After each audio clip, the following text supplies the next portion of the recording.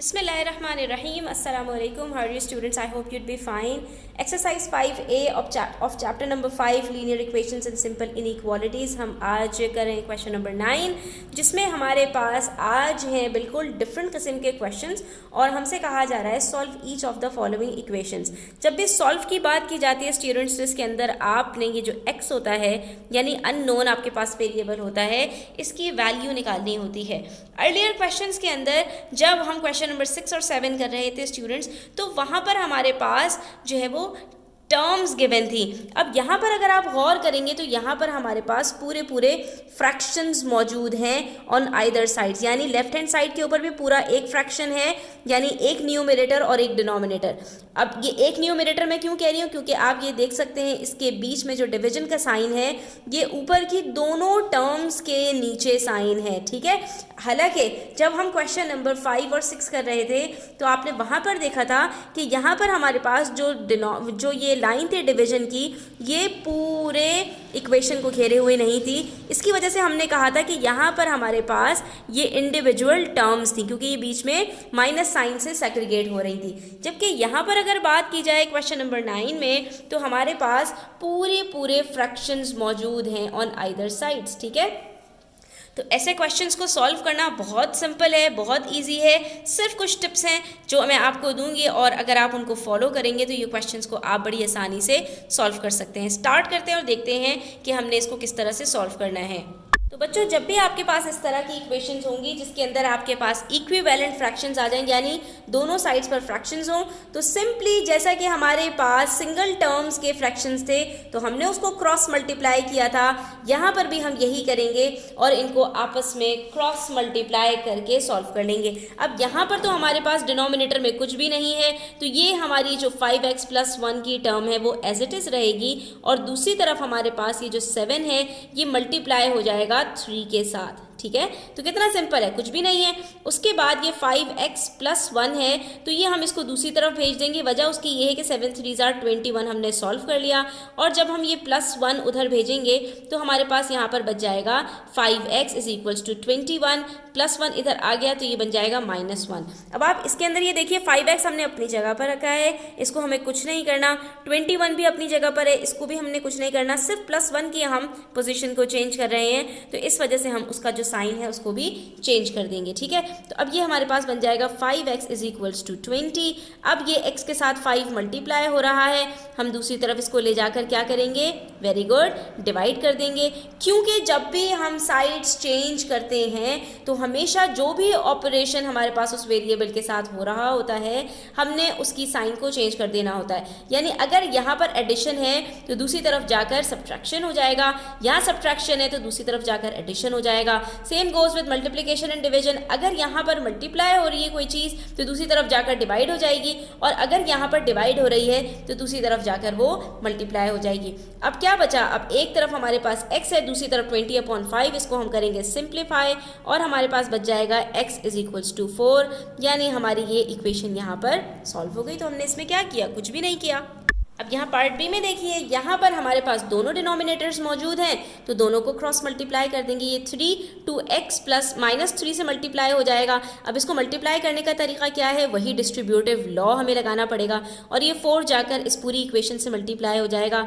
यहाँ पर फिर से मैं आपको बताऊँगी कि ये गलती मत कीजिएगा कि आप ले जाकर 4 को सिर्फ x से मल्टीप्लाई कर दे तो आपका आंसर आ जाएगा 4x - 3, जबकि ये 4 जाकर इस पूरी इक्वेशन से मल्टीप्लाई होगा और इसी तरह से ये 3 जाकर पूरी इस इक्वेशन से मल्टीप्लाई होगा और उसके बाद फिर हम डिस्ट्रीब्यूटिव लॉ लगाएंगे। तो हम इसको किस तरह मल्टीप्लाई करेंगे, 3 को पहले 2x से मल्टीप्लाई करेंगे और फिर -3 से, इसी तरह से 4 को पहले x से मल्टीप्लाई करेंगे और फिर -3 से। तो फिर हमारे पास आंसर क्या आएगा, 3 2s are 6 और x एज इट इज, उसके बाद +- 3 3s are 9 = 4 × x 4x +- 4 3s are 12 और हमारे पास ये आंसर दोनों की तरफ इक्वेशन सॉल्व हो गई, ठीक है। अच्छा, अब हमारे पास कोई ब्रैकेट्स नहीं है, कुछ नहीं है, हमने सिंपली क्या करना है, जो वेरिएबल्स हैं उसको हम लेफ्ट हैंड साइड पर ले जाएंगे और जो हमारे पास कॉन्स्टेंट्स हैं उनको हम राइट हैंड साइड पर ले जाएंगे।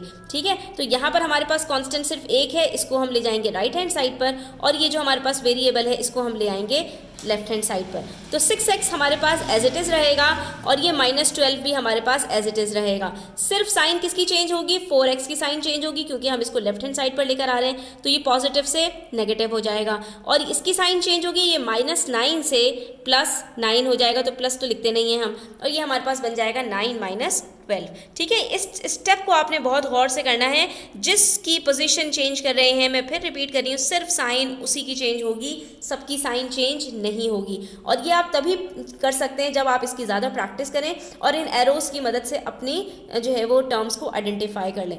अब 6x - 4x सेम वेरिएबल्स हैं, इनके जो कोफिशिएंट्स हैं उनको हम माइनस कर देते हैं। 6 - 4 होता है 2x, उसके साथ आ गया, और 9 - 12 हमारे पास आंसर आ जाएगा -3, क्योंकि प्लस माइनस माइनस होता है, तो 12 - 9 करेंगे तो आंसर आएगा 3, और साइन जो है हमेशा ग्रेटर नंबर की लगती है, तो ये बन जाएगा -3। अब ये x के साथ 2 मल्टीप्लाई हो रहा है, इसको हम दूसरी तरफ ले जाकर डिवाइड करवा देंगे, और ये मज़ीद अब सिंप्लीफाई नहीं हो सकता, तो हम इसको सिंपली यहाँ पर चेंज कर देंगे मिक्स नंबर में, तो हमारा आंसर आ जाएगा -1 होल 1/2।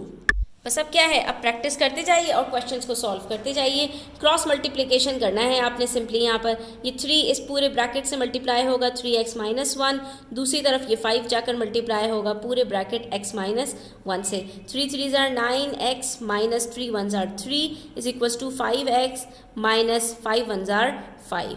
उसके बाद इसको 5x को इधर ले आते हैं तो 9x - 5x हो जाएगा, और ये -3 को हम ले जाते हैं दूसरी तरफ, तो ये +3 - 5 हो जाएगा, क्योंकि ये -5 अपनी जगह पर है तो इसकी हमने साइन चेंज नहीं की। इसी तरह से 9x की साइन चेंज नहीं की। 9 - 5 क्या होता है, 4x इज इक्वल्स टू 3 - 5 क्या होता है, -2। अब हमने जब इसको यहाँ से डिवाइड किया तो हमारे पास ये सिंप्लीफाई होकर आ गया -1/2। ठीक है, तो ये देखिए हमने यहाँ पर भी कोई नई चीज़ नहीं की। अब पार्ट डी में इन्होंने एक नई चीज़ कर दी, और वो क्या किया इन्होंने कि जो यहाँ पर डिनोमिनेटर था ना, इसको इन्होंने सेपरेट करके लिख दिया, यानी 1/4 को मल्टीप्लाई कर दिया इस पूरी टर्म के साथ।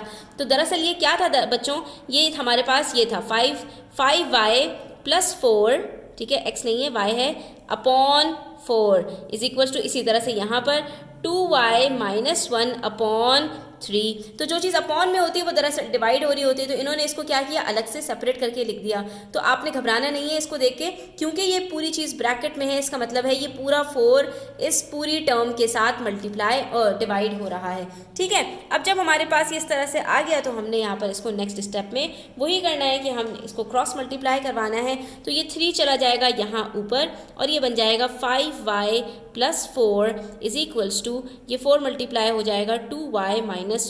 अब यहाँ पर बच्चे अक्सर गलती पता है क्या करेंगे, ये उठाकर 4 को मल्टीप्लाई कर देंगे 5y + 4 से, और 3 को मल्टीप्लाई कर देंगे 2y - 1 से, और वो इस चीज़ को नहीं देखेंगे कि यहाँ पर ये 1/4 है, सिर्फ 4 नहीं है, जबकि यहाँ पर ये 3 होल है, 1/3 नहीं है। तो ये छोटी छोटी चीज़ें होती हैं जिसका अगर आप ध्यान रखें तो आप मिस्टेक करने से बच जाते हैं। ठीक है स्टूडेंट्स, तो हमने यहाँ पर इसको क्या किया कि हमने इसको पूरे डिनोमिनेटर के साथ रख के और फिर क्रॉस मल्टीप्लाई करवाया, तो अब हम मिस्टेक के चांसेस नहीं होंगे। 3 5s are 15 + 3 4s are 12 is equals to 4 2s are 8 - 4 1s are 4। अब हम ले जाएंगे इसको इस तरफ और +12 को ले आएंगे इस तरफ, तो ये बन जाएगा 15y + 8y से क्या हो जाएगा -8y इज इक्वल्स टू +12 से क्या हो जाएगा -12, और ये -4 एज इट इज़। ठीक है, ये चीज़ आपकी प्रैक्टिस से बहुत अच्छी हो जाएगी स्टूडेंट्स। उसके बाद 15 - 8 क्या होता है 7y इज इक्वल्स टू -, तो ये बन जाएगा -16, और हमारे पास यहाँ पर आंसर आ जाएगा -16/7। हम इसको कन्वर्ट कर देंगे मिक्स नंबर में, तो 7 2s are 14 और बचा 2, तो ये हमारे पास आंसर आ जाएगा -2 होल 2/7। ठीक है, ये तो बच्चों वाली चीज़ है। अब ये आपके साथ खेल रहे हैं स्टूडेंट्स। इन्होंने अब यहाँ पर क्या किया कि यहाँ पर दोनों फ्रैक्शंस को एक साथ लिख दिया, ठीक है, और दूसरी तरफ राइट हैंड साइड पर 0 कर दिया। तो आपने अपनी आसानी के लिए फिर से वही तरीका अपनाना है कि 2y माइनस 1 को आप यहीं रखेंगे, ठीक है, और ये माइनस y प्लस 3/7 को आप दूसरी तरफ ले जाएंगे। अब ये आपके पास पूरी एक टर्म है ना स्टूडेंट्स, और ये क्या है, इसके बाहर नेगेटिव का साइन है, तो जब ये दूसरी तरफ जाएगा तो ये क्या हो जाएगा, पॉजिटिव हो जाएगा। तो आप ये कहेंगे 0 प्लस y प्लस 3/7। तो दरअसल ये 0 प्लस तो कुछ भी नहीं होता ना, किसी भी चीज़ के साथ 0 प्लस करो तो वो आंसर आपका एज इट इज़ आता है ना। तो ये मैंने सिर्फ आपको यहाँ पर दिखाने के लिए लिखा है, ठीक है। तो ये आपका बन गया 2y माइनस 1/5 और ये y प्लस 3/7। अब हमने इसको as it is cross multiply कर देना है, क्योंकि 0 प्लस कुछ भी नहीं है। जब हम 7 से इसको मल्टीप्लाई करेंगे तो ये 7 2y माइनस 1 ब्रैकेट क्लोज, और दूसरी तरफ 5 bracket open y plus 3 bracket close. 7 2s are 14, y minus 7 1s are 7, 5y plus 5 3s are 15। अब ये y को हम इधर ले गए तो 14y माइनस 5y और 7 को दूसरी तरफ ले गए तो 7 प्लस 15 हो जाएगा, ठीक है।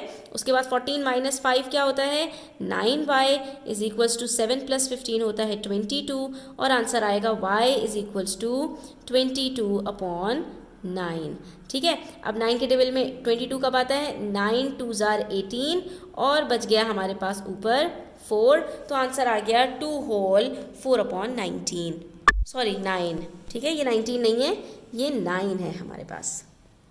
इसी तरह हमारे पास पार्ट F है, इसके अंदर भी हमारे पास दोनों फ्रैक्शंस को उन्होंने एक साथ करके और राइट हैंड साइड को खाली छोड़ दिया। तो हम भी क्या करेंगे, हम ये वाली टर्म को तो इधर ही रखेंगे और इसको हम जो है वो उस तरफ ले जाएंगे। तो ये क्या बन जाएगा, ये पॉजिटिव है, इधर जाकर ये माइनस y माइनस 5/6, ठीक है। इस चीज़ का आपने ध्यान रखना है, ये माइनस पूरे के ऊपर है, ठीक है, यानी y के ऊपर भी है और -5 के ऊपर भी। अब इसका इम्पैक्ट कैसे आएगा, अभी ये देखिएगा। अभी हमने सिंपली क्या करना है, क्रॉस मल्टीप्लाई करना है। तो 6 को हम मल्टीप्लाई कर देंगे 2y प्लस 3 से, और जब ये 4 जाएगा तो ये 4 माइनस से मल्टीप्लाई हो जाएगा, तो ये बन जाएगा -4, और अंदर ब्रैकेट में हमारे पास आ जाएगा y माइनस 5। अब इसके अंदर आपने गौर से देखना है, ये जो माइनस है ये अभी हमारा यहाँ पर बाकी है, और हमने इसको 4 से मल्टीप्लाई कर दिया क्योंकि अभी इसका ब्रैकेट के ऊपर इम्पैक्ट नहीं आया है। अब इसका ब्रैकेट पर इम्पैक्ट कैसे आएगा, ये देखिए, 6 2s are 12, y as it is plus 6 3s are 18 is equals to minus plus minus 4y as it is. उसके बाद माइनस माइनस ये हो गया प्लस, 4 5s are 20। देखा आपने, ये माइनस से प्लस हो गया और ये प्लस से माइनस हो गया, ठीक है। ये होता है यहाँ पर प्लस माइनस का गेम। उसके बाद 12y हमारे पास एज इट इज़ है, माइनस 4y को हम ले जाएंगे लेफ्ट हैंड साइड पर, और ये बन जाएगा plus 4y is equals two plus 18 से ये हो जाएगा -18, और ये प्लस 20 एज इट इज़ रहेगा, ठीक है। उसके बाद 12 प्लस 4 कितना होता है, 16y is equals to -18 plus 20 plus minus minus होता है, 20 माइनस 18 करेंगे तो आंसर 2 आएगा, साइन ग्रेटर नंबर का, दैट इज हमारे पास 2 ही रहेगा। उसके बाद ये हमारे पास हो जाएगा 2/16, फिर हम इसको सिंप्लीफाई कर देंगे, 2 1s are 2, 2 8s are 16, तो ये हमारे पास आंसर आ जाएगा students y is equals to 1/8, ठीक है। तो ये देखिए कितना सिंपल हमारे पास आंसर आ गया, और यहाँ पर हमारा क्वेश्चन नंबर 9 कंप्लीट होता है स्टूडेंट्स। आई होप कि आपको समझ आया होगा। वीडियो अच्छी लगी हो तो लाइक कीजिएगा, अपने फ्रेंड्स के साथ शेयर कीजिएगा, चैनल सब्सक्राइब नहीं किया तो सब्सक्राइब कर लीजिए। अपना ख्याल रखिएगा, अल्लाह हाफिज़।